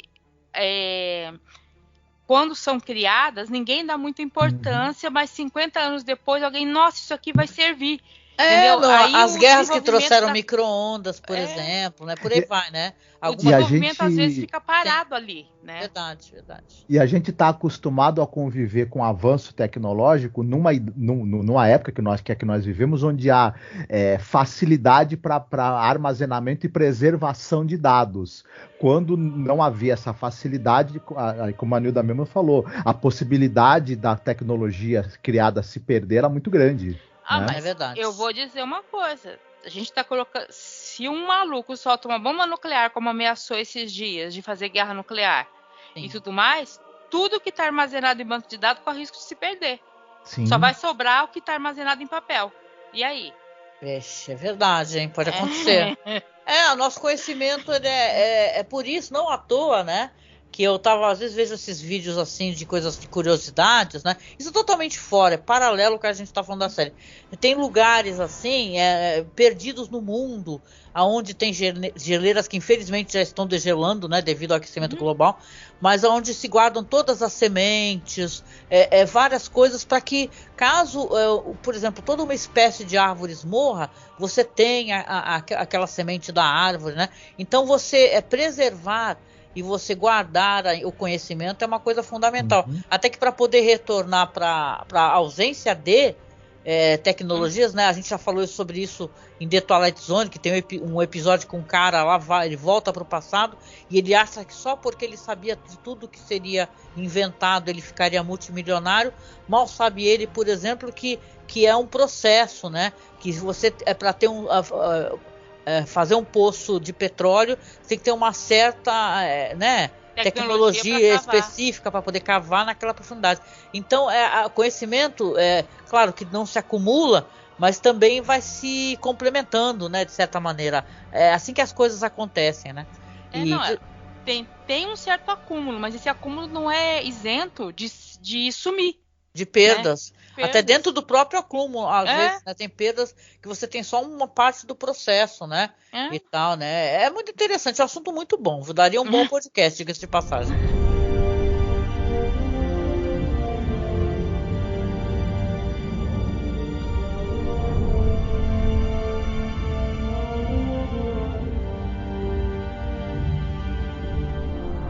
Mas vamos lá pro reino de Lindon, né? Que é um reino que eu sempre gosto de brincar, que ele é muito bonito mesmo, né? Não à toa ele é Lindon, né? Mas você vai ter aqui o Durin, né? Que ele, como foi falado no episódio passado, ele vai para lá com Elrond, né? Porque ele quer conversar. O pai dele, o pai do Durin fala, vá para lá para descobrir o que eles querem. E você vê uma belíssima mesa ali onde vai ter um jantar tá o Celebrimbor, né? E tá aquelas taças maravilhosas. Eu tô chocada. Aliás, o banner desse episódio eu deixei com essa visão. Porque eu fiquei apaixonada por tudo, pela iluminação, pelas luminárias. Pirei. Eu procurei as taças e os candelabros e os abajures lá, as iluminações de teto lá as luminárias lá na AliExpress e não achei, viu? Nem não Shopee. Vai, se achar me avisa porque eu quero. Mas de qualquer maneira é um belo local assim, dá um belo estilo, né? Uma foto linda. E você tem o Durin observando o material, né? Pro grande rei lá, o Gil-galad, né? Falando que o material dessa mesa na verdade, o sagrado, né? Mas olha, explicando, essa é uma das coisas mais engraçadas desse episódio. Só eu dei risada alta, né? Porque a trollagem do Durin pra cima do rei é uma das melhores coisas. É como se ele explica assim, fala como se estivesse comendo em cima de uma lápide. Gente, é a cara do rei. Perdão, desculpa. Não é só isso, porque assim, os elfos são conhecidos, todos eles ali são grandes, são políticos que sabem falar e convencer as pessoas, né? Aí eles acham que o Durin, por ser um anão minerador, é um cara que você consegue passar perto, sabe? Porque estão tentando tirar a informação dele ali. Porque ele pergunta por que vocês voltaram a minerar com tanta força, por que as forjas voltaram a funcionar de uma maneira que há anos não trabalha, não sei das quantas. O Durin desvia o assunto para a mesa. Gente, é maravilhoso. Como ele é inteligente, né? Sabe? Adorei. E consegue trollar, não responde a pergunta, não explica nada. Aí você fala, gente, eles tentaram subestimar. Falaram, não, esse anão aí é um bronco da operário, apesar de ser rei, eles são broncos. Imagina, a gente é muito mais inteligente aqui, nós somos o alto rei, com não sei o que e tal, nós vamos, né? Não, ele dá uma volta aqui tirar a informação desse cara. Nossa. Não, e o constrangimento, né, e tal, fala assim, não, nós vamos enviar a mesa de volta para vocês, para que seja feita lá, né, o propósito dela, que é o propósito sagrado e tal. E aí, claro, aqui vai ter muitos desenrolares interessantes, eu tenho até algumas questões para te perguntar, Nilda, porque o Elrond, ele vai descobrir, vai confrontar, né, o rei vai falar assim, poxa, você me mandou como espião, né? Você já sabia mais ou menos o propósito, né? Até pro próprio Celebrimbor também, ele fala, pô, você sabia, né? E tal, né? E o rei fica o tempo todo falando, mas é verdade. E ele fala, eu não quero quebrar a minha promessa que eu fiz ao Durin, né? Só que isso é uma coisa até um pouco interessante. Na verdade, ele meio que quebrou na hora que ele foi falar com o Celebrimbor, né? Ele fala, você sabia, porque aqui estamos falando de Mithril, né? Que é esse metal importante. Quem assiste Senhor dos Anéis sabe que é um metal muito duro, né? E importante. E aqui, para os elfos, é isso que eu quero te perguntar, Nilda. Tem uma outra espécie de importância que é seríssima. Que teve um confronto, né? Uma árvore que foi atingida por um raio, que nas raízes dessa árvore, elas acabaram alimentando esse veio de minérios, né? Que esse minério é justamente o Mithril, né, que é um minério sagrado, né, inclusive, né? E eles acham que eles precisam ter esse minério em mãos, por quê? Porque essa árvore, ela até mostra que a árvore está morrendo, né? É que a magia, né? E o que faz com que eles estejam vivos, depende que esse minério seja minerado e seja recolhido para eles, não é? Tinha uma Silmaril dentro dessa árvore, né? Dessa árvore. Ele tenta. Aí o roteirista está tentando emular um pouco da Guerra das Silmarils, tentando emular. Por quê? Porque ele diz que teve uma briga do elfo lá com o Balrog, e essa briga com esse raio tudo, e essa para proteger uma árvore, e havia a lenda de que essa árvore tinha uma Silmaril nela. E aí ela, com essa briga e tudo mais, acaba criando esse minério que é Mithril. Então, para a ideia deles é que esse minério tem a luz dessa pedra mística. Sim. E que isso poderia ajudar ter uma árvore linda que aparece, acho que no primeiro episódio. É uma bela cena. Lá quando ele vai premiar a Galadriel, dizendo, eu vou premiar você com uma passagem para você voltar para sua casa e nunca mais voltar aqui. Né? Quando tem aquele episódio, eles estão nessa árvore. Então, assim, é uma árvore que, pelo jeito, tem um símbolo importante ali. Mas, por exemplo, essa história, essa lenda aí, eu não sei da onde que eles tiraram. Não tem nos apêndices. Eles estão fazendo uma nova história a partir de outra, né? Então, do Silmarils, né? Então você vai precisar da Mithril para recuperar a árvore que está morrendo. E as árvores de Valinor morreram aos poucos e foi tirado toda a luz delas, né? E isso causou guerras, causou muita coisa. Então eles estão colocando uma simbologia nessa árvore que as árvores de Valinor parece que tinham. Tá? Mas não existe muito isso, até onde eu sei, não existe isso da ligação dos elfos com uma árvore específica ali na Terra-média. Os elfos são ligados a todas as árvores. Se as árvores começarem a morrer, se a floresta começar a definhar, isso afeta eles. Tá? Ele dá a entender que se a árvore morrer, ou se eles não conseguirem esse minério, ele tipo vai cair pelas trevas, né? Então os exércitos da Terra-média vão cair e tal, os elfos vão morrer e a Terra-média também vai morrer e tal. É bem apocalíptico, né? O que ele fala, né? Tipo, ele meio que dá que a salvação dos elfos tá na mineração da Mithril. Até o Durin fica, peraí, a salvação... O futuro dos elfos depende de mim? Quem tem que salvar os elfos sou eu? Repete isso aí, fala isso pra mim de novo. Eu que vou salvar os elfos? Aí, sabe? Ele fica meio que ali, né? Tipo, olha, o destino dos elfos tá na minha mão. É muito legal. Eu gostei tanto disso, porque você vê, né, Marcos? Até te pergunto. Você vai ter todo esse negócio, o Celebrimbor vai pedir desculpa pro Elrond, né, e tal, vai falar que era importante. E o Elrond, ele vai resolver isso da maneira certa. E achei isso legal. Em vez dele de ter uma outra, sabe, volta dentro do roteiro, ele vai chegar e vai conversar. Ele vai falar pro Durin, olha, Durin, eu vou te pedir perdão. Sim, eu tive que ir lá para te investigar, para saber, mas eu vou te falar o que tá acontecendo. Ele fala a verdade. E o Durin fala assim, ó, é verdade, você acha que eu vou salvar? Repete, ele até fica brincando, né? Repete de novo. Só que ele fala, ó, eu vou te ajudar, mas primeiro eu tenho que falar com meu pai. Então você já fica uma história interessante, porque você já sabe que o Balrog vai aparecer em Senhor dos Anéis. Será que é o mesmo Balrog? Será que esse Balrog ele vai ser acordado e ele vai destruir Khazad-dûm, justamente porque minerar o Mithril é algo que pode, né, trazer esse ser perigosíssimo, né? É isso, mas eu não sei se isso vai acontecer nessa temporada. Eu também acho que não. E é interessante a gente pensar que a Mithril passou a existir por conta desse embate entre o Balrog e o elfo e o raio, e a tentativa de minerá-la vai despertar um outro Balrog, né? E é interessante isso. Mas é bacana que esse episódio, que são as divisões, né? De você ficar dividido entre duas coisas que te prendem a duas responsabilidades. E eu concordo com a Angélica, ele supera essa dualidade de a fidelidade a um amigo e a fidelidade ao meu povo através da conversa, do diálogo e da tentativa de um acordo, que a gente não sabe exatamente se esse acordo realmente será celebrado e se o Durin realmente vai conseguir convencer o pai, né? O pai dele pode falar que não, né? Falar não, porque vai botar a nossa comunidade em risco, o nosso povo em risco, né? Então, não deixa de ser bonito, toda a cena é bonita, né? Os atores estão, a gente fala mal quando tem que falar, mas, gente, esse ator que faz o Durin, ele é incrível, né? E tal, ele passa uma verdade, ele é muito bonito o que ele faz.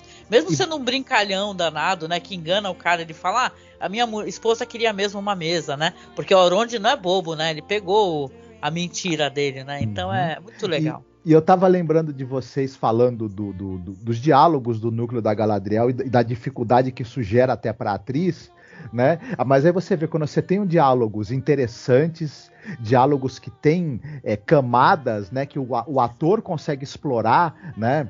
O momento de ser brincalhão, de ser esperto, de ser malandro, de ser firme, e como esses diálogos, nesse núcleo especificamente, eles são muito certeiros, porque eles estão conduzindo a trama, tudo que é dito contribui para conduzir a trama para o lugar que ela tem que chegar, né? Sim. Então, tá faltando um pouco disso, talvez, dessa precisão nos diálogos que você tem no núcleo ali da Galadriel, né? É verdade, concordo contigo, né, Nilda? Realmente precisa ter essa espécie de precisão no roteiro, ter diálogos interessantes, personagens que você simpatize. Olha a diferença do núcleo, gente. Você consegue achar o núcleo dos hobbits interessante, tem calor, tem drama. Né? Por que não está tendo isso num núcleo tão glorioso como esse núcleo de Númenor, né? A gente quer que tenha mais essa preocupação, né? Para não ficar personagens que são unidimensionais, né? Mas aí você vê que o Elrond, ele tem uma certa empatia, porque assim, ele percebe aquela coisa. O Durin também, ele percebe, desde o começo, ele percebe que o Elrond está ali por causa de uma política. E depois ele fala, mas o Elrond, né, não está contando a história toda, porque o Elrond não sabe a história toda, inclusive, né? Sim. Do que está acontecendo. Mas ele sabe, ele fala, gente, eu sou um rei, eu sou um príncipe, você é um rei. Lá tem um rei que manda o arauto dele aqui, não mandou só por amizade, tem coisa política aqui no meio, né? Tem interesses outros aqui. E isso não vai afetar a amizade deles enquanto eles forem sinceros, no que podem ser sinceros ali. Sim. Né? Achei bonito isso, não afeta a amizade de jeito nenhum, né? Um olhou pro outro e isso é tão legal, né? E você vê que o Durin percebe que ele fez aquilo porque ele tinha que obedecer o rei dele. Então ele falou, ó, né? Assim como no episódio anterior, a Disa mente pra ele, depois ele fala, mas você foi fiel ao seu marido, que é o meu amigo, você tinha que fazer aquilo. Né? Ele entende que não é porque ela é malvada, porque, né, ela não gosta dele. Tem que proteger o marido, o povo, né, dela. Ela é uma princesa que tem que cuidar de um reino, ela é casada, tem que proteger o marido e os filhos, e às vezes ela vai ter que mentir pra ele. Né? E ele entende isso. Então, assim, eu acho que eles entendem os limites até onde eles podem ir por enquanto entre política e amizade. Por isso que os dois ficam bem, sabe? Eles são amigos, mas também estão ali, dois reinos diferentes e têm seus interesses. Eles têm que lidar com a amizade dentro dessa intriga política toda ali. Sim. Não deixa de ter conflito e intriga, né? E equilibrado com essa coisa da amizade bonita que tem entre os dois, né? E tudo. Mas a gente também entende as razões do Rei Elfo, né? É claro que você assistiu que seria o símbolo da vitalidade, da magia do seu povo morrendo, e você vê que tem uma possibilidade, não é certeza, mas uma possibilidade de revitalizar esse símbolo da sua vida, né? Embora meio que os elfos já estão meio que também pensando em abandonar a Terra-média, né? Também, né? E vão concluir esse movimento, né? Bem mais para frente, mas vão, né?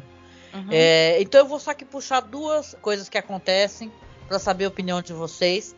A gente vai ter o Aldreg, né, que é o cara, o taverneiro, já naquele núcleo do pessoal que está bem ao sul, onde tem o Eidar e tal, tem os orcs, que eles estão indo ali para jurar fidelidade.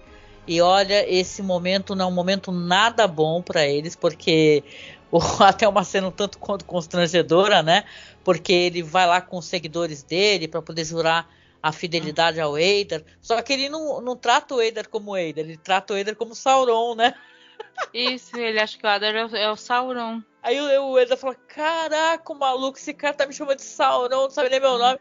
Aí ele fala assim, só que para jurar sua fidelidade, aí eu quero que tenha sangue envolvido. E puxa o menino, que é amigo do Theo, né? E fala, você vai ter que matar esse menino. Dá a entender, a cena é cortada, né? Que, na verdade, talvez tenha acontecido isso. Ou o Aldreg resolveu atacar o Eidar, né? Ficou meio em aberto, né? E essa é a cena que se segue aquele outro diálogo da Galadriel lá com o Halbrand, quando ele fala, você não sabe o que eu fiz, você não sabe o que eu tive que fazer para ficar vivo. Aí vai para essa cena do Aldred, olha, pra você fazer acordo aqui, você tem que fazer um sacrifício de sangue. Aí você fica, será que o Halbrand fez isso?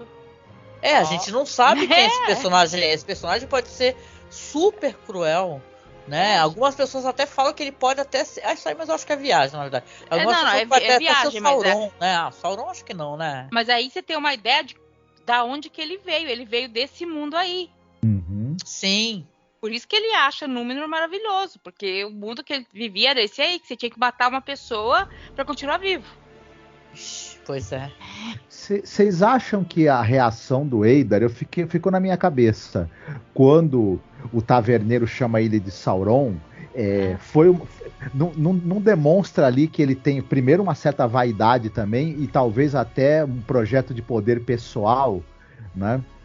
A revelia do mestre, ou não? Eu não acho que ele tem um projeto de poder de suplantar o Sauron, mas eu acho que ele tem um projeto de que, assim, as pessoas têm que lembrar de mim também, entendeu? Tipo, eu quero ser o segundo em comando de Sauron, sabe? Uma coisa assim.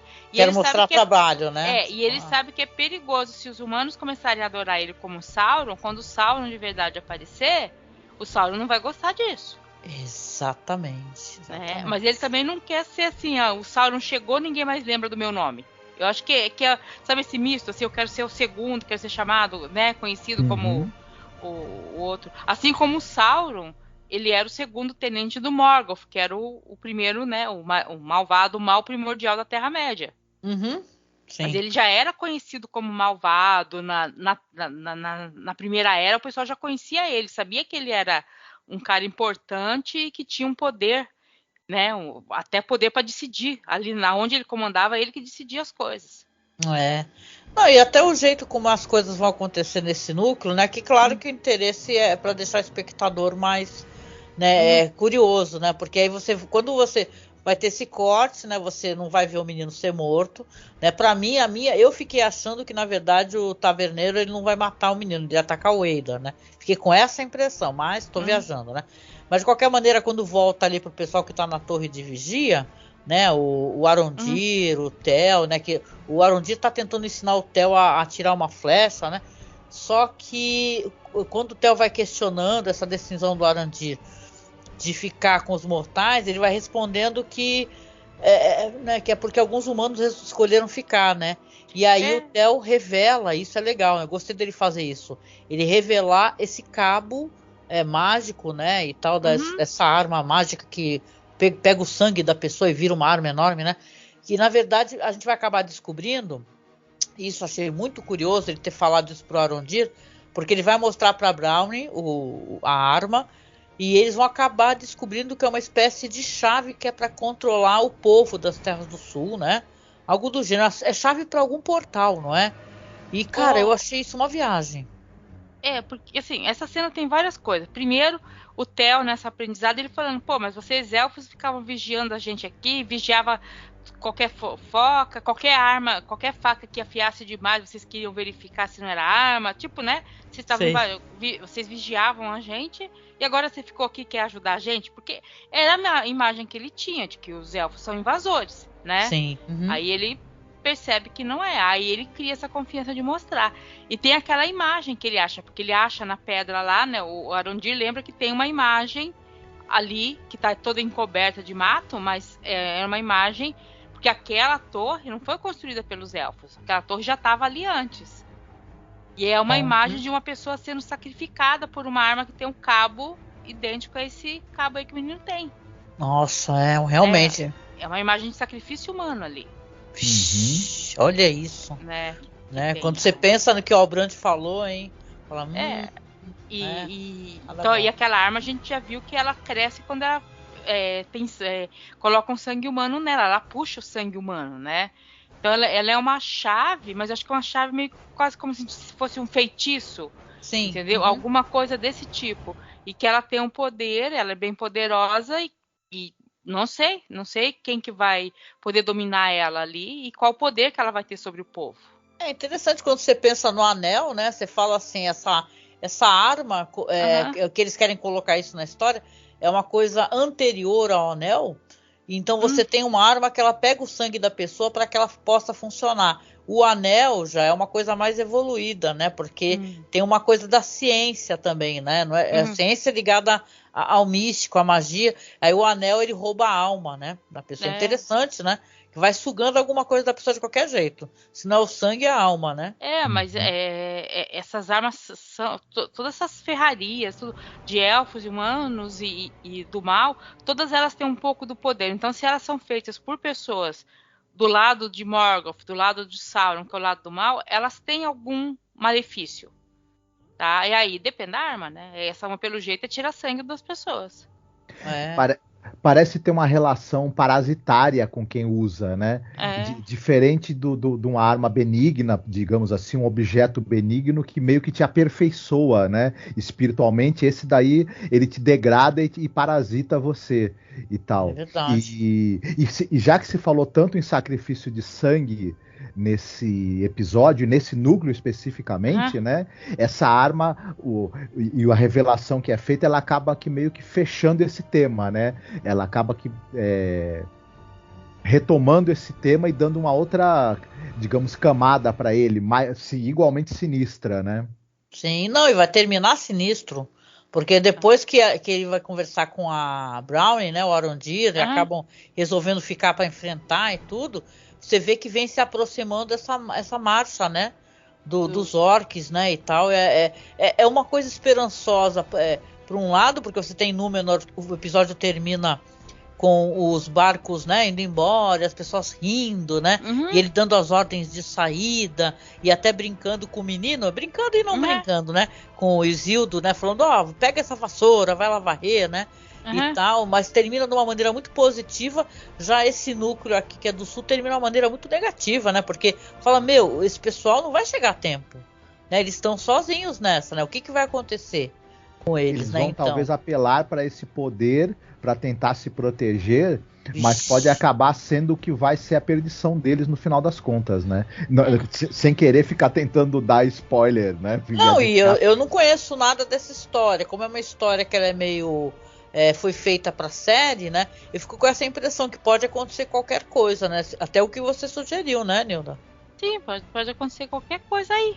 Porque eu não conheço... porque é uma história inventada. E esse núcleo do sul tem muita coisa que só tem na série mesmo, né?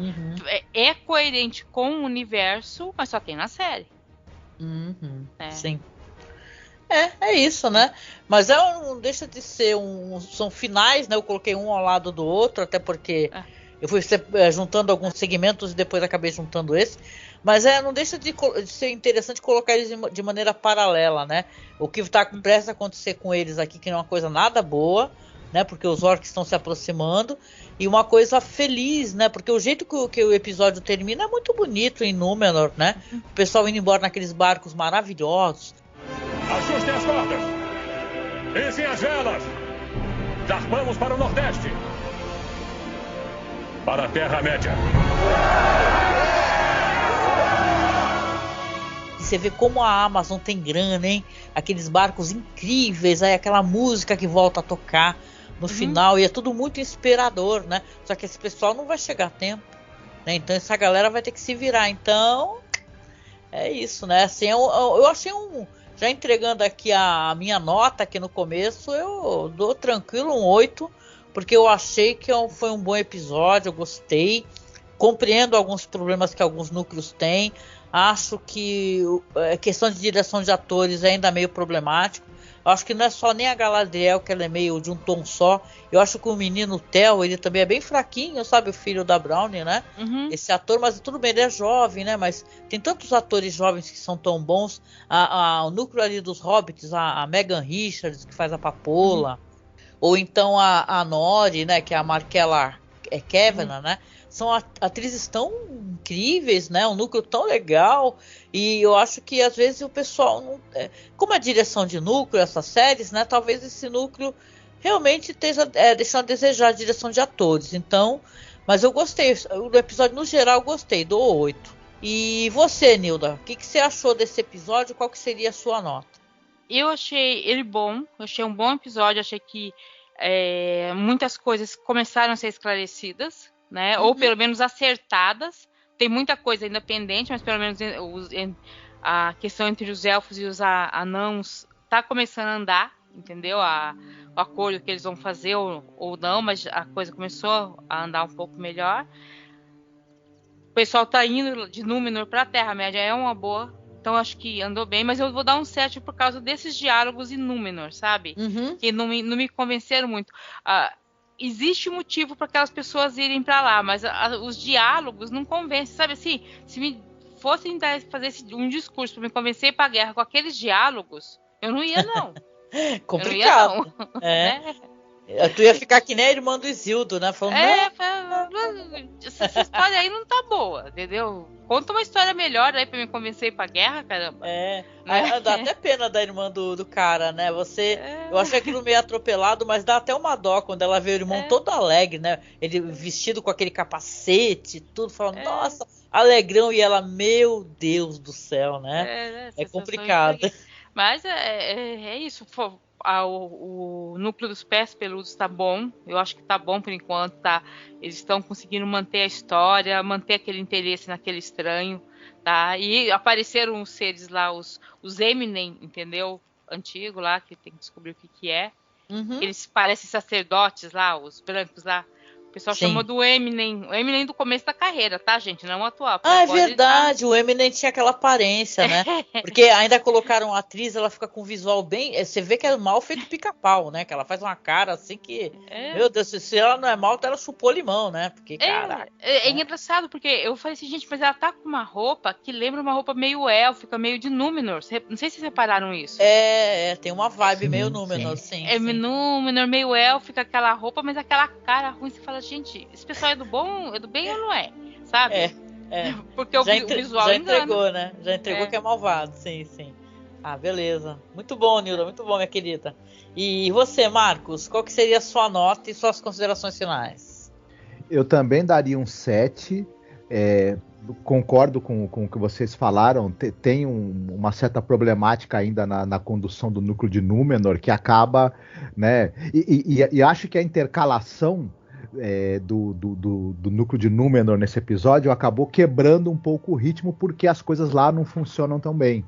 Né, de um episódio que o ritmo tava indo bem e até... Mas eu gostei de uma coisa que me deu uma sensação de que o mal tá pondo as garras de fora, e parece que em todas as situações, mesmo que seja de maneira indireta e ali por debaixo de tudo, há um perigo crescente e um mal crescente rondando tudo, né? E meio que a tensão e a expectativa que isso gera pode não ser bom para os personagens que estão ali próximos do perigo, mas para nós, enquanto público, é muito bom, né? Então eu daria um 7 também. Ah, muito bom, muito bom. E é isso, né? Com isso a gente vem chegando finalmente aqui do nosso podcast. Eu quero agradecer a minha amiga Nilda Alcarinque pela presença. Pedir para você falar mais uma vez, Nilda, para quem nunca te escutou, de repente, dos projetos que você participa, né? Que é bom sempre divulgar, querida. Tá, eu não ando participando somente, mas o meu projeto de coração, que é o Mitografias, né? Mitografias.com.br. Procurem lá o podcast, os artigos... São os podcasts, que são vários, né? Os textos, os artigos, as indicações de livros, tá? São mais de 13 anos de conhecimento acumulado lá, gente, que é só procurar o que vocês acham.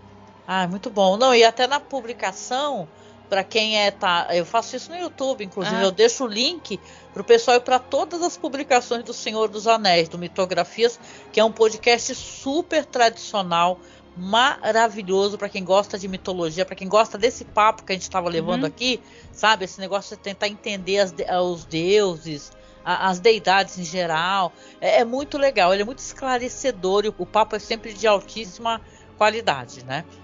Imagina assistindo pela Nilda aqui como é que o negócio é maravilhoso, né? É sempre assim. Obrigada, viu, Nilda? Obrigada, minha amiga. Obrigada pelos convites aqui. Oh, imagina. Eu que agradeço. E agradecer também ao meu parceiro de gravação, né, Marcos? Marcos Noriega. Deixe seu recado. Eu que agradeço. Fiquei muito feliz de mais uma vez estar aqui conversando com vocês sobre a série, sobre o universo do Tolkien e tendo a chance de aprender bastante, né? Então, estou muito contente. Ai, muito bom. Não, eu sempre termino esse podcast aqui muito grata, porque para mim é esclarecedor. Espero que para vocês também seja. Porque tem um ditado de um cineclubista muito famoso, Nildo aqui de Santos, que fala que às vezes a gente pode ser o que engrandece uma obra do audiovisual, né? Depende de como é que a obra bate na gente, a gente que responde a isso. Então, eu acho que a série pode ter seus problemas, mas eu acho que o papo ele é muito rico para esclarecer várias questões, às vezes até trazer curiosidade para a pessoa entrar para essa literatura, procurar mais informação. Então, eu fico sempre muito grata aqui no final, né? E claro, agradeço sempre a você que está acompanhando a gente aqui, seja pelo YouTube ou seja pelo podcast. Se você quiser conhecer mais do nosso conteúdo, vai lá no nosso site. A gente tem o nosso site que é a versão gratuita, né, que é o site de backup, né, que é masmorracine.wordpress.com, e a versão que é em servidor, que é para poder ter feed, para as pessoas poderem ter acesso ao nosso conteúdo, que é masmorracine.com.br. Quem me conhece sabe que eu virei a doida do backup, né? Eu até brinco com isso, porque eu já perdi conteúdo várias vezes, né? A gente está falando da perda de conhecimento, né? Eu encaro os podcasts como um diário, que a gente está escrevendo a nossa vida. A gente também tem mais de 13 anos de podcast, então perder conteúdo é complicado. Só para mencionar, se você quiser conhecer o nosso conteúdo, tá? Você pode acessar esses endereços que eu dei. Aqui na descrição vai ficar também no Spotify, nossos podcasts, tá? Então a gente sempre mantém os nossos arquivos atualizados. E se você quiser procurar a gente nas redes sociais, é só escrever Masmorracine, que você encontra a gente e no Instagram, no Facebook, no Twitter é Masmorra_cast. Mas a gente está facilmente localizável nas redes.